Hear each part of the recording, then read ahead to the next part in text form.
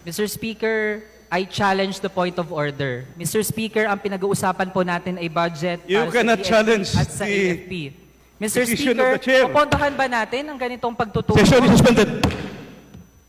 Mr. Speaker, bahagi ba ng balance na pag-aaral ng martial law ng diktador na si Marcos Sr. na gugunitain natin bukas ay ang pagbagsak ng ekonomiya dahil sa paglobo ng utang ng ating bansa, dahil sa cut sa social services nung panahon ng diktadura? Bahagi po ba nun ang gutom na dinanas ng mga taga-Negros dahil sa famine? Bahagi po ba ng balance na pagtuturo ng martial law ay ang mahabang pila ng mga kababayan natin na hindi makabili ng bigas dahil sa palpak na tugon ng Marcos Sr. Administration, na parang nangyayari ngayon, sa krisis sa supply ng bigas? Mr. Speaker, actually, hindi ko na nga po sana gagawing topic yung ROTC. Pero nabanggit po ng ating sponsor. But Mr. Kung Speaker, I'd ganito, like to mention Mr. Speaker, I that am the still study that he speaking. mentioned I still have earlier the is floor. not even a Mr. stand Speaker, I would of the like to DND, speak. Mr. Hindi pa po Speaker. ako tapos sa pagsagot. Point of order, Mr. Speaker. What is the point of order of the majority leader? Mr. Speaker, while we respect the sponsor as well as the interpellator in the ideas that they share, let's stick to the budget of the armed forces as well as the Department of National Defense for the 2024 fiscal year. May I request that we practice decorum in the deliberation of the budget. The Honorable Manuel has 11 minutes, and I hope that he will use it, and the sponsor will answer all his pertinent questions accordingly. The interpellator has the floor after he finishes his proposed question on ROTC. The sponsor may answer. There is a point of order. The presiding officer will request the Honorable Manuel to please stick to the budget. Mr. Speaker, I challenge the point of order. Mr. Speaker, ang pinag-uusapan po natin ay budget You para cannot sa PNP challenge at sa the AFP. Mr. decision Speaker, of the chair. pupuntahan ba natin ang ganitong pagtutulong? Session is suspended. Majority leader. Thank you, Mr. Speaker. The point of order stays, and we have an understanding between the interpellator and the sponsor. I hope that the Honorable Manuel will continue with his interpellation. The gentleman may now proceed. Thank you, Mr. Speaker.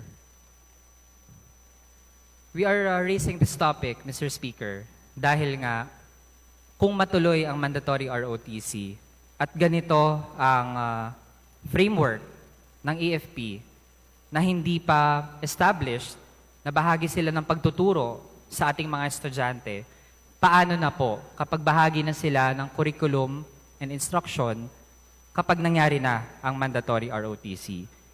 And we really can't accept na state-sponsored ang disinformation dahil mismo ating state institutions ang may ganong pagtingin sa martial law ng diktador na si Marcos Sr.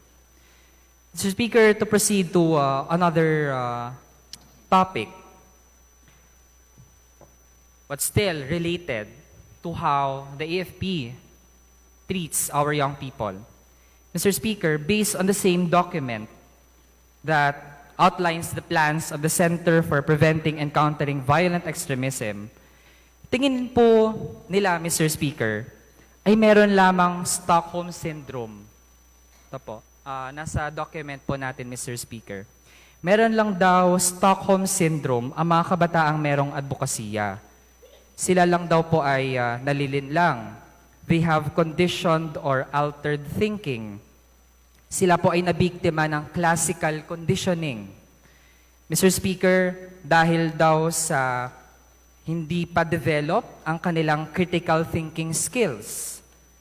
And Mr. Speaker, the same set of documents tell that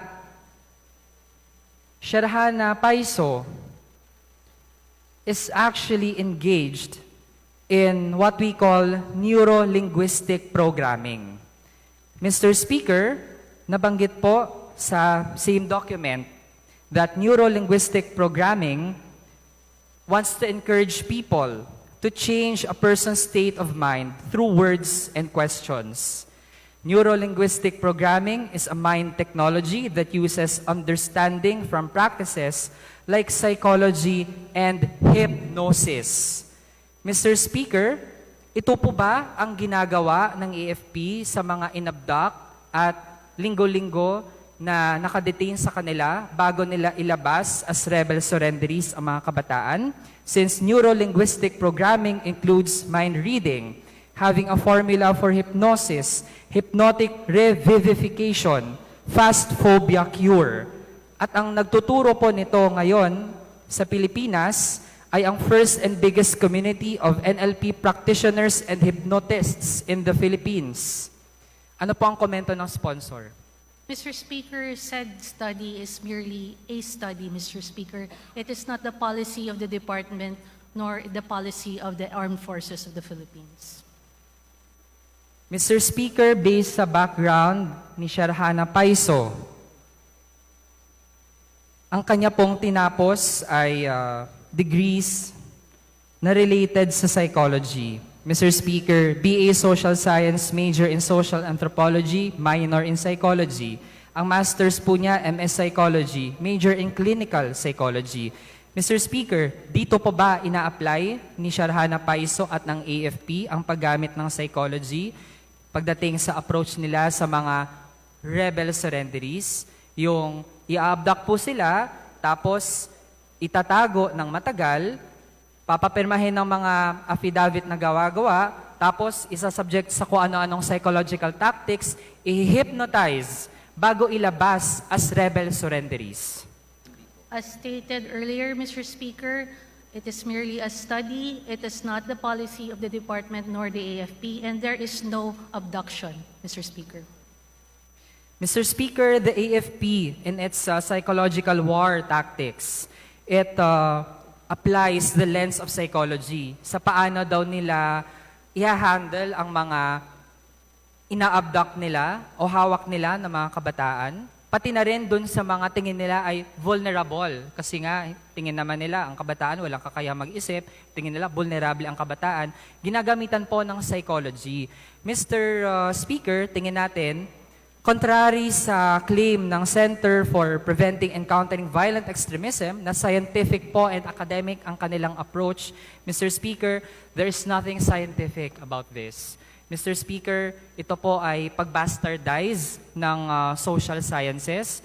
Mr. Speaker, ito ay, in effect, pagwawaldas sa pera na nilalaan sa ating mga institusyon na instead na protektahan po, batay sa kanilang mandato, protektahan ang mamamayan at kasama doon protektahan ang mga kabataan, galangin ang karapatan ng lahat. Pero ang nangyayari po kung sino yung mga gusto lamang na igiit ang kanilang karapatan, sa sahod man yan, sa mas maayos na pamumuhay, sila po ay tinuturing ng mga rebelde at sila po ay isa-subject sa ganitong mga tipo ng taktika, which includes abducting them, subjecting them to psychological torture, hypnotizing them before presenting them in such kind of situations, kagaya ng press conference na nangyari kahapon. Mr. Speaker, on another topic, on the West Philippine Sea. Mr. Speaker, recently ay merong US Maritime Surveillance Aircraft. Bahagi po ito ng US Navy na nasa West Philippine Sea.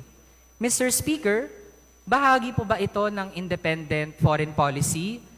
Ano po ang ginagawa ng Estados Unidos sa West Philippine Sea? Given that it shouldn't even be a party to what's happening sa iba't ibang mga territorial claims sa West Philippine Sea. What is the comment of the sponsor, Mr. Speaker? As part of international law, Mr. Speaker, there's freedom over flight on those seas, Mr. Speaker.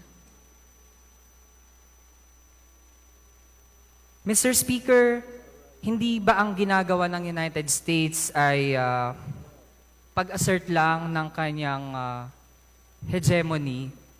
Mr. Speaker, for the longest time, it has been the United States na ang pagtingin sa sarili ay para siyang global police. It has military bases in various parts of the globe. Many compared dun sa military bases ng ibang mga bansa. And Mr. Speaker, while we want to defend the West Philippine Sea against China, bakit po ginagamit itong issue na ito ng United States to fortify its stronghold on the Philippines? What is the comment of the sponsor? Mr. Speaker, first of all, there is freedom of navigation and freedom of overflight based on international law, Mr. Speaker.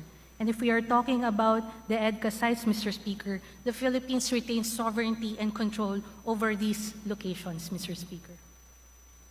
Mr. Speaker, taon-taon tumataas ang AFP modernization budget. Ano pong bahagi ng budget para sa 2024 ay gagamitin para i-secure at i-monitor ang West Philippine Sea?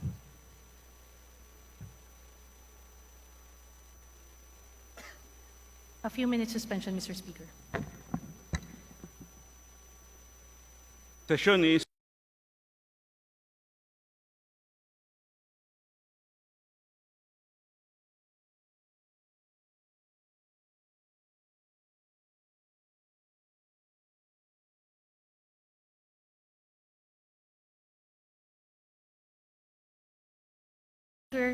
In answer to the question, Mr. Speaker, there is no separate budget for that. It is integrated in the MOOE and the capital outlay of the department, Mr. Speaker, and as well as in the PS, Mr. Speaker. Mr. Speaker, edi tingnan na lang po natin ang breakdown ng paggamit ng confidential and intelligence funds ng DND family. Can the sponsor give us the best estimate sa kabuang confidential and intelligence funds? Ano po ang breakdown ng paggamit nun? Gaano kalaki yung ginagamit sa insurgency? Gaano karaming ginagamit sa territorial defense for the West Philippine Sea and other purposes? Mr. Speaker, that the is chair would last... like to remind the gentleman from Kabataan that you have less than 2 minutes left to start winding up. Sponsoring Vice Chair may now proceed. Mr. Speaker, those are classified information, Mr. Speaker.